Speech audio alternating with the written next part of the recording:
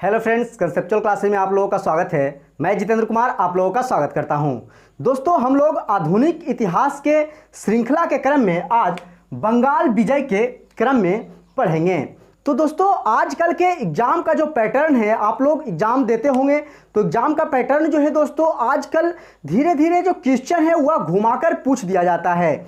आजकल एग्ज़ाम में ऐसा नहीं रहा है कि फैक्ट बेस सिर्फ पढ़ के जाएं, जो फैक्ट है उसको पढ़ के जाएं और एग्ज़ाम में क्वेश्चन हम लोग बना के आ जाएंगे। तो ऐसा किसी भी एग्ज़ाम में नहीं रहा है। आप किसी भी पीसीएस का एग्ज़ाम दीजिए, या बिहार पीसीएस हो, यूपी पीसीएस हो, झारखंड पीसीएस हो, राजस्थान पीसीएस हो या हरियाणा पीसीएस हो, किसी भी पीसीएस का एग्जाम या किसी भी ग्रेजुएट लेवल एग्जाम आप दीजिएगा, या एसएससी एग्जाम हो या फिर बैंकिंग का एग्जाम हो या फिर रेलवे का एग्जाम हो, तो दोस्तों क्वेश्चन जो है आजकल थोड़ा सा घुमा करके पूछा जा रहा है। तो अगर आप लोग किसी भी चीज़ को डिटेल में नहीं पढ़ेंगे और अगर फैक्ट सिर्फ याद करके जाएंगे तो आप सारे क्वेश्चन जो है एग्जाम में कर करके नहीं आ सकते हैं। तो इसीलिए दोस्तों हम लोग सारी चीज़ों को बंगाल विजय के अंतर्गत अंग्रेजों के द्वारा जो यहाँ बंगाल के क्षेत्रों पे अधिकार किया जाता है और उसके दौरान प्लासी का युद्ध तथा बक्सर का युद्ध, जो दो महत्वपूर्ण युद्ध लड़ा जाता है अंग्रेजों के द्वारा, जिससे कि कई सारे ऑब्जेक्टिव क्वेश्चन बनाकर एग्जाम में पूछे जाते हैं।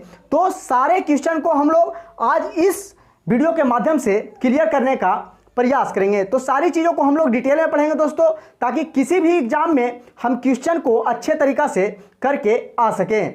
तो चलिए दोस्तों, हम लोग बंगाल विजय पढ़ने से पहले थोड़ा सा पीछे वाले चीज़ों को रिकैप कर लेते हैं। इससे पहले दोस्तों हम लोगों ने एक उत्तर मुगल काल का वीडियो पढ़ लिया है।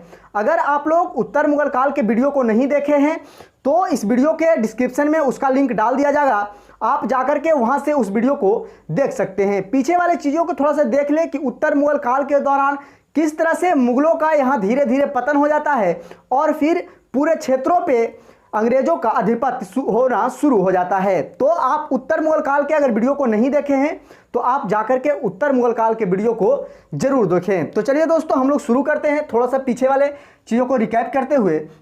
जब दोस्तों 1717 ईस्वी में मुगल वंश के गद्दी पे फर्रुखसियर बैठते हैं, फर्रुखसियर का जब शासन आता है 1717 ईस्वी में, जब वह गद्दी पे बैठते हैं तो मात्र 3000 रुपये वार्षिक टैक्स लेकर के बंगाल के क्षेत्रों पर अंग्रेजों को व्यापार करने की खुली छूट दे दी जाती है। और जब फर्रुखसियर के द्वारा अंग्रेजों को बंगाल के क्षेत्रों पर व्यापार करने की छूट मिलती है तो वह यहीं से अपना कदम धीरे धीरे जमाना स्टार्ट कर देते हैं। और कहा जाता है कि आगे चलकर अंग्रेजों को द्वारा प्लासी और बक्सर के जैसे महत्वपूर्ण युद्ध लड़ करके भारत के क्षेत्रों पर अधिकार कर लिया जाता है और यहाँ व्यापार के अंतर्गत ही वह यहाँ शासन करना भी शुरू कर देते हैं। तो सारी चीज़ों को हम लोग पढ़ेंगे।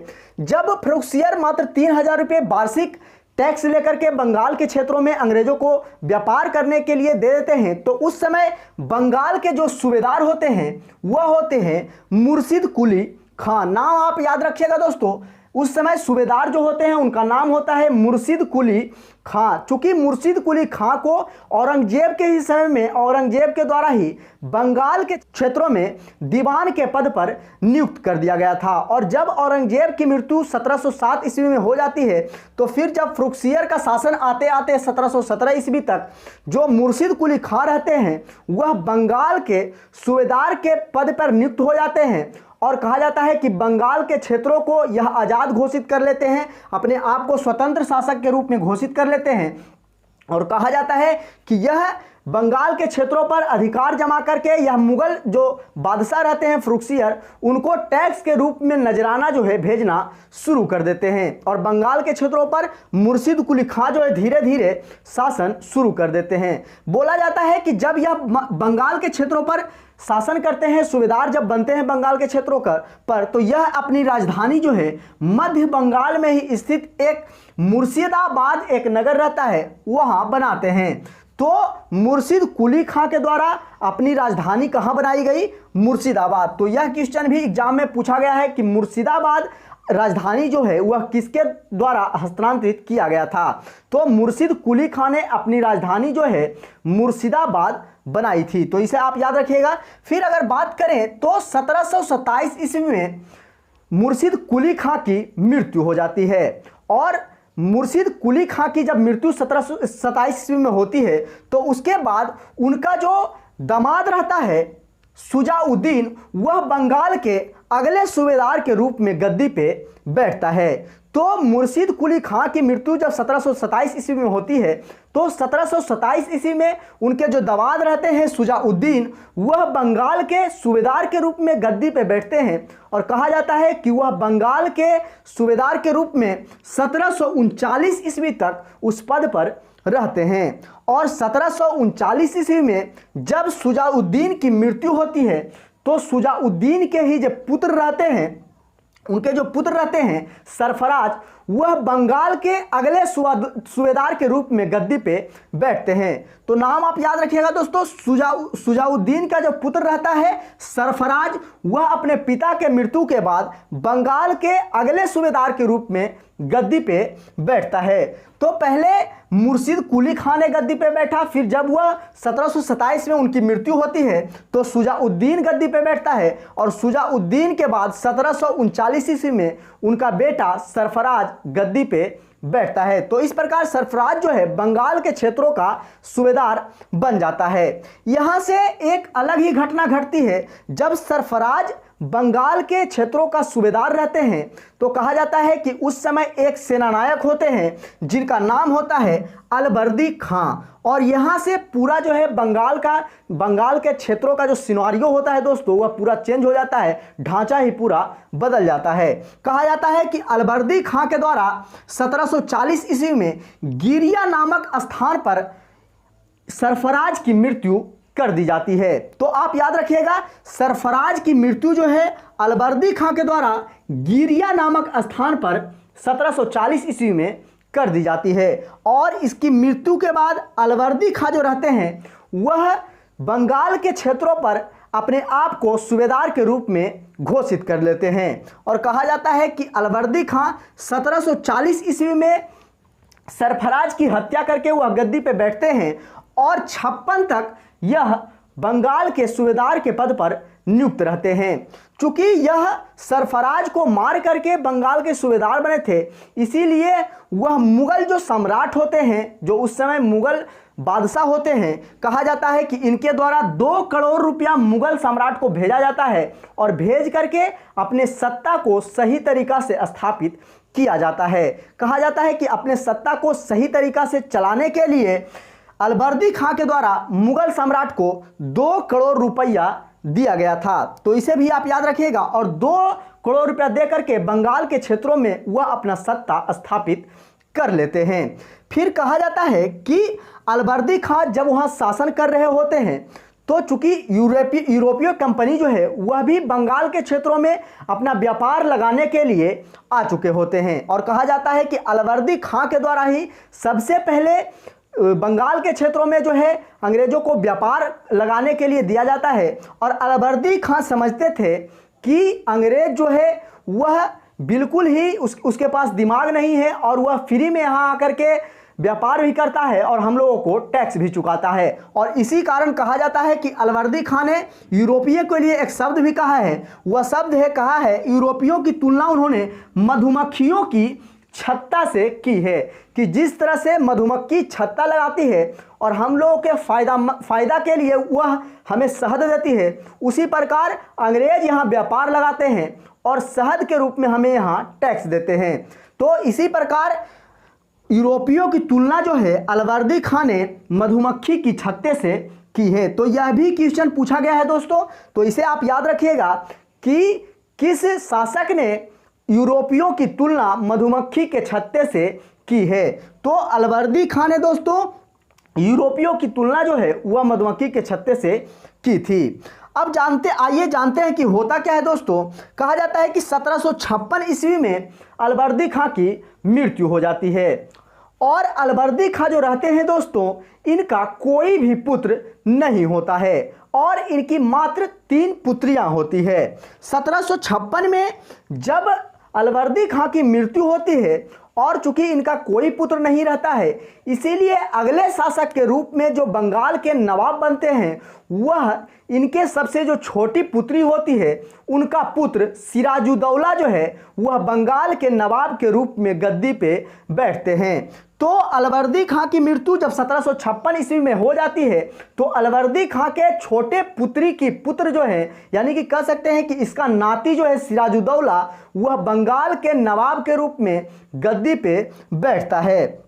तो आइए जानते हैं कि जब सिराजुद्दौला बंगाल के नवाब बनते हैं तो उस समय उनकी स्थितियां क्या होती है। अंग्रेज वहां अपनी जड़ें जमा चुके होते हैं, धीरे धीरे बंगाल के क्षेत्रों में वह व्यापार करना शुरू कर देते हैं, क्योंकि व्यापार करना शुरू जो है वह अलवर्दी खां ही अंग्रेजों को आज्ञा देते हैं उस क्षेत्रों में व्यापार करने की। लेकिन होता क्या है दोस्तों कि जब सिराजुद्दौला 1756 में अलवर्दी खां की मृत्यु के बाद वह बंगाल के नवाब के रूप में गद्दी पर बैठते हैं तो शुरुआती में उनके कई शत्रु के रूप में उभर कर आते हैं। चूंकि अलवर्दी खां की 3 पुत्रियां थी और सबसे छोटी पुत्री का पुत्र होने के कारण सिराजुद्दौला गद्दी पे बैठा था, तो इसी कारण अलवर्दी खां की जो एक पुत्री रहती है घसीटी बेगम, वह भी इनकी शत्रु के रूप में देखा जाता है। यानी कि कह सकते हैं कि सिराजुद्दौला की जो मौसी होती है घसीटी बेगम, वह भी इनकी शत्रु में शामिल होती है। तो आइए जानते हैं कि गद्दी पर बैठने के दौरान सिराजुद्दौला के प्रमुख शत्रु कौन कौन रहे हैं। तो अंग्रेज तो चूंकि पहले ही बंगाल के क्षेत्रों में अपनी जड़ें जमा चुकी थी, तो अंग्रेज इनके सबसे पहले दुश्मन रहते हैं। और एक पूर्णिया के नवाब होते हैं शौकत जंग, यह भी इनके शत्रु के रूप में जाने जाते हैं, और एक इनकी मौसी घसीटी बेगम रहती है। तो ये तीनों इनके प्रमुख शत्रु के रूप में जाने जाते थे। कहा जाता है कि सिराजुद्दौला के द्वारा अक्टूबर 1756 ईस्वी में मनिहारी का युद्ध जो है शौकत जंग से लड़ा जाता है। चूंकि शौकत जंग इनसे दुश्मनी मोल लेते हैं, कहा जाता है कि शौकत जंग इनके शत्रु के तरफ से शामिल रहते हैं, इसीलिए सिराजुद्दौला चाहते हैं कि हम अपनी शत्रु को जल्द से जल्द खत्म कर दें।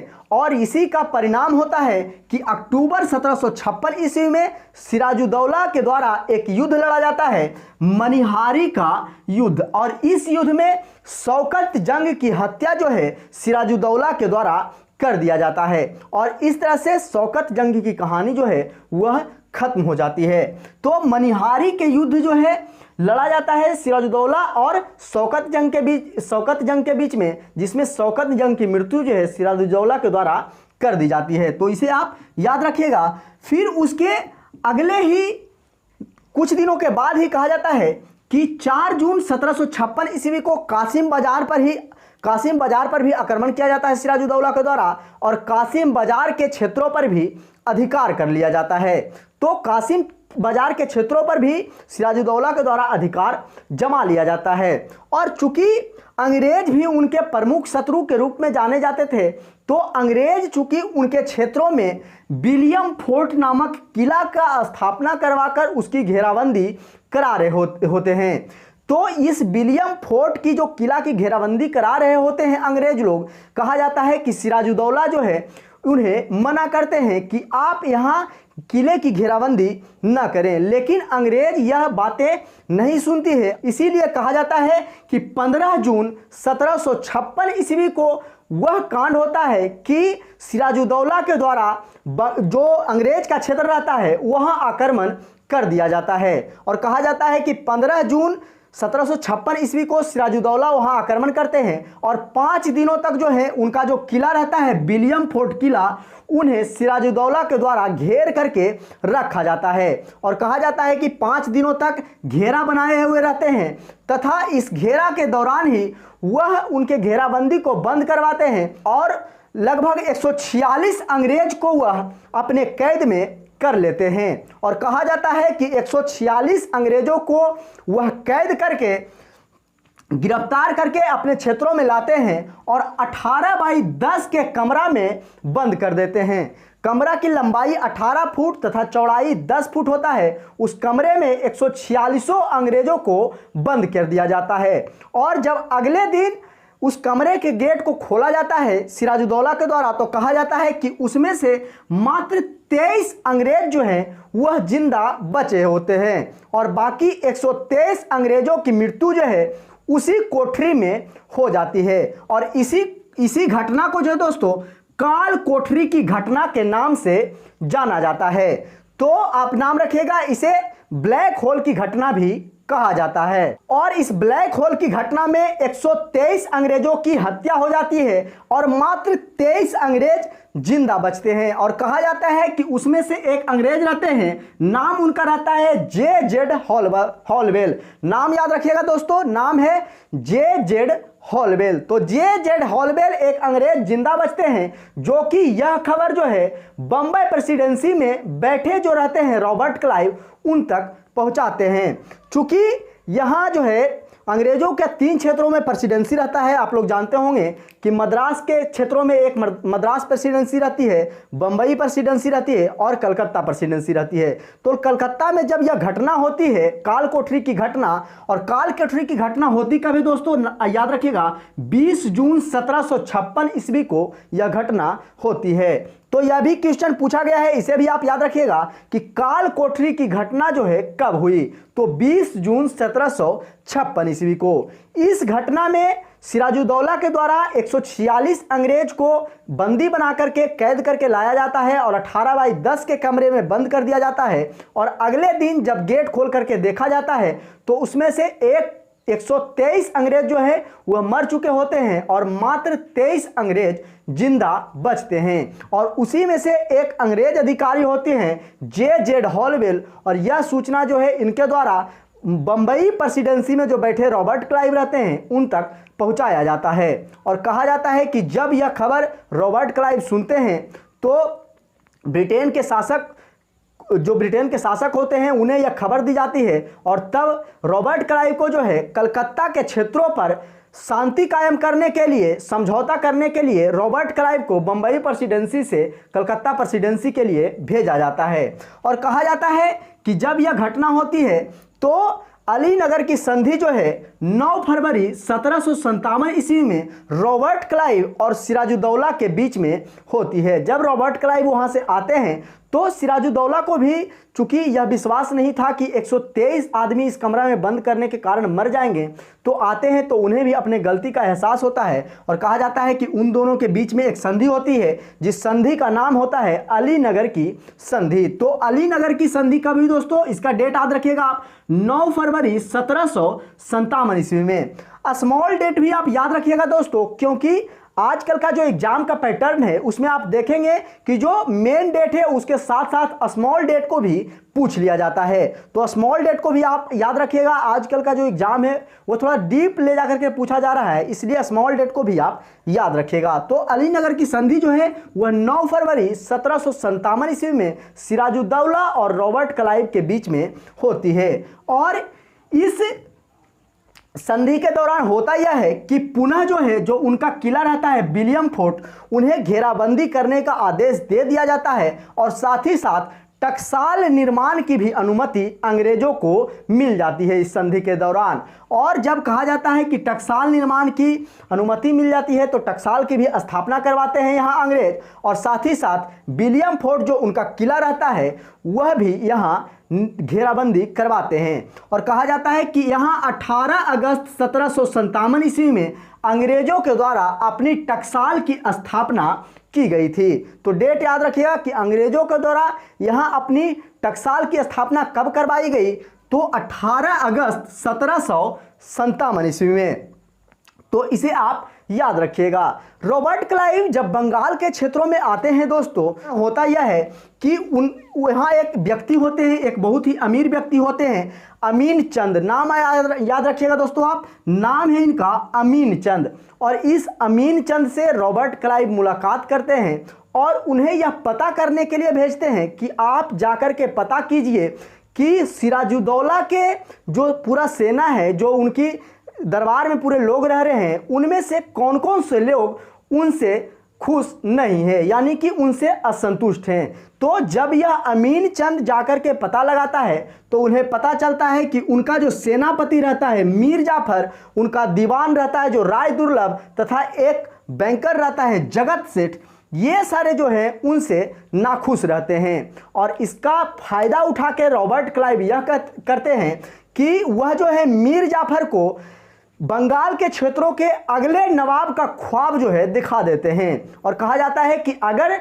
हम सिराजुद्दौला से युद्ध लड़ेंगे और उस युद्ध में अगर तुम हमारा साथ दोगे तो बंगाल के नवाब जो है अगले नवाब तुम बनोगे।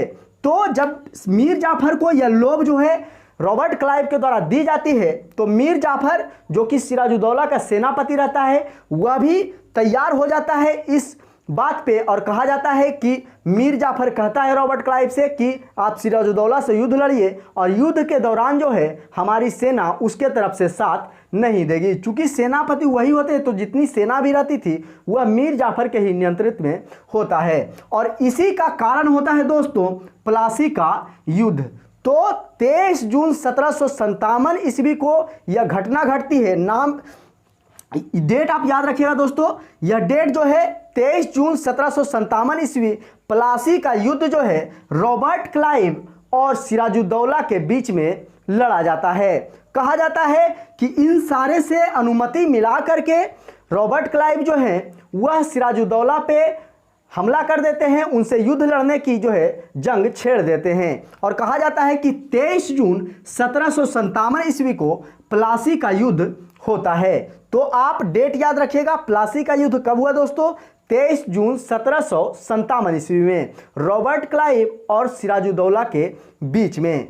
और जब यह युद्ध होता है तो कहा जाता है कि क्लाइव की सेना की तरफ से, रॉबर्ट क्लाइव की जो सेना होती है उसमें 950 यूरोपीय पैदल सेना, 100 यूरोपीय तोपची तथा 2100 भारतीय सैनिक शामिल होते हैं। और जबकि दूसरे तरफ अगर देखा जाए तो सिराजुद्दौला के सेना में लगभग 50,000 सैनिक होते हैं। 50,000 सैनिक होने के बावजूद भी दोस्तों चूंकि युद्ध में मीर जाफर जो उनका सेनापति रहता है उनके द्वारा उनकी सहायता नहीं की जाती है, युद्ध के मैदान में वह उन्हें धोखा दे देते हैं। और कहा जाता है कि इस युद्ध में जो है सिराजुद्दौला हार जाते हैं। और हारने के दौरान होता यह है दोस्तों कि सिराजुद्दौला जो रहते हैं वह भागते भागते जो है मुर्शिदाबाद चले जाते हैं।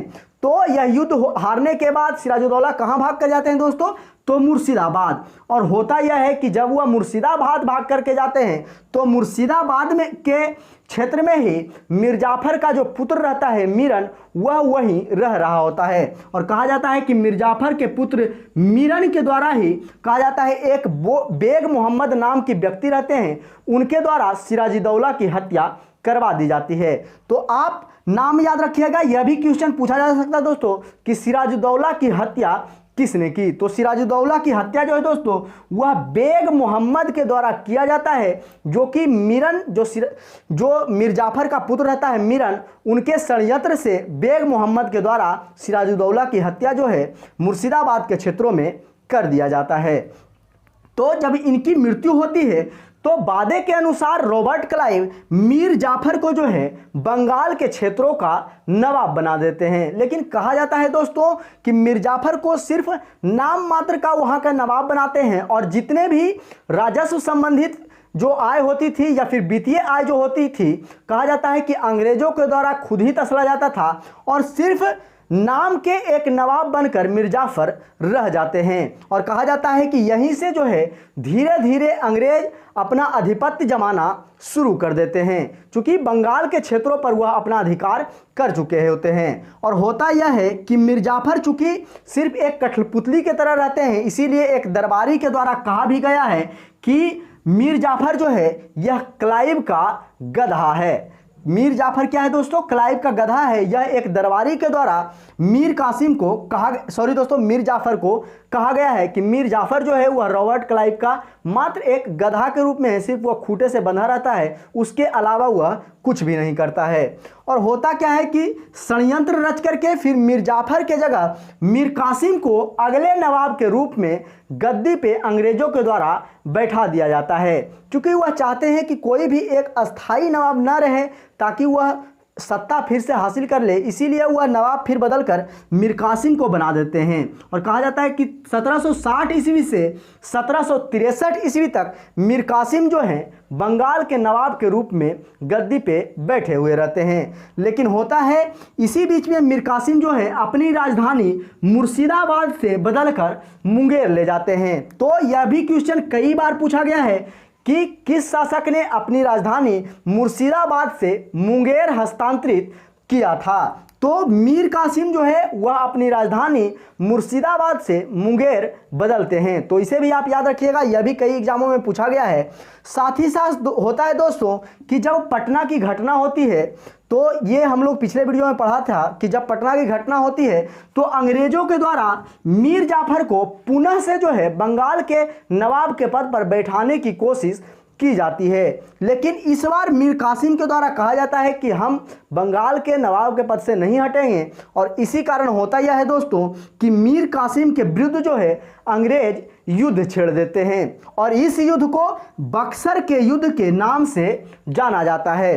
तो बक्सर का युद्ध जो है दोस्तों वह 22 अक्टूबर 1764 ईस्वी को मीर कासिम ही साथ साथ उनके साथ और कई व्यक्ति रहते हैं। क्योंकि जब बक्सर का युद्ध लड़ा जाता है तो उस समय मीर कासिम जो होते हैं दोस्तों, तो वह अवध नवाब के दरबार में गए हुए रहते हैं, और उस समय अवध के जो नवाब होते हैं वह होते हैं शुजाऊ दौला। नाम याद रखिएगा, अवध के नवाब उस समय रहते हैं शुजाऊ दौला। सिराजुद्दौला अलग था दोस्तों, शुजाऊ दौला अलग है। यह अवध के नवाब रहते हैं, और उन्हीं के दरबार में उस समय बैठे हुए रहते हैं मुगल सम्राट शाह आलम द्वितीय। और इस तीनों व्यक्ति में एक संधि होती है, और कहा जाता है कि अंग्रेजों को खदेड़ने के लिए, यहाँ से भगाने के लिए यह तीनों एक गुट बनाते हैं, और इन तीनों को मिल करके अंग्रेजों से एक युद्ध लड़ा जाता है, जिस युद्ध को बक्सर के युद्ध के नाम से जाना जाता है। तो बक्सर का युद्ध जो है दोस्तों 22 अक्टूबर 1764 ईस्वी को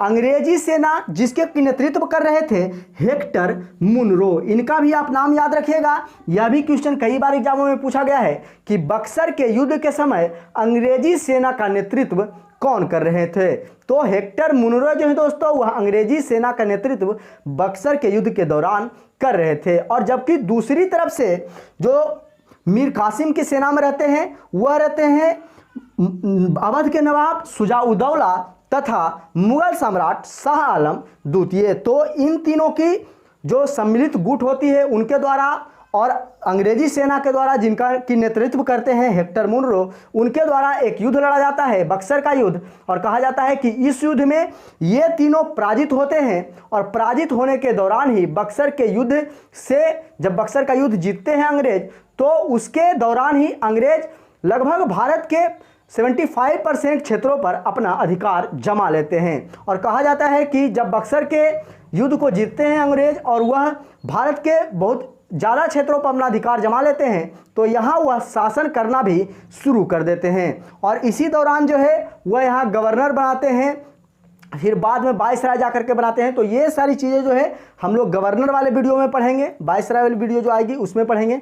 तो आज हम लोगों ने देखा दोस्तों कि किस तरह से अंग्रेजों के द्वारा पहले धीरे धीरे यहाँ व्यापार की जाती है। व्यापार करने के दौरान ही जब काल कोठरी की घटना होती है तो फिर उनके द्वारा प्लासी की युद्ध लड़ा जाता है, और फिर प्लासी की युद्ध जब लड़ा जाता है तो फिर शुरू में तो वह एक कठपुतली के रूप में मीर जाफर को जो है बंगाल का नवाब बना देते हैं। फिर कहा जाता है कि जब मीर कासिम बनते हैं तो फिर मीर कासिम और साथ ही साथ शाह आलम द्वितीय और अवध के नवाब शुजाउद्दौला के सम्मिलित सेना से एक युद्ध लड़े जाते हैं, जिस युद्ध को बक्सर के युद्ध के नाम से जाना जाता है। और इस युद्ध को भी अंग्रेजों के द्वारा जीत लिया जाता है, और फिर यहाँ जो है अंग्रेज अपना आधिपत्य जमा लेते हैं। फिर कहा जाता है कि जब यह युद्ध लड़ा जाता है तो चूंकि इसमें अवध के नवाब शुजाउद्दौला और शाह आलम द्वितीय दोनों इनका साथ देते हैं, इसी कारण जो है शुजाउद्दौला और शाह आलम द्वितीय तथा अंग्रेज जो रहते हैं उनके बीच में एक संधि होती है, जिसे कि इलाहाबाद के संधि के नाम से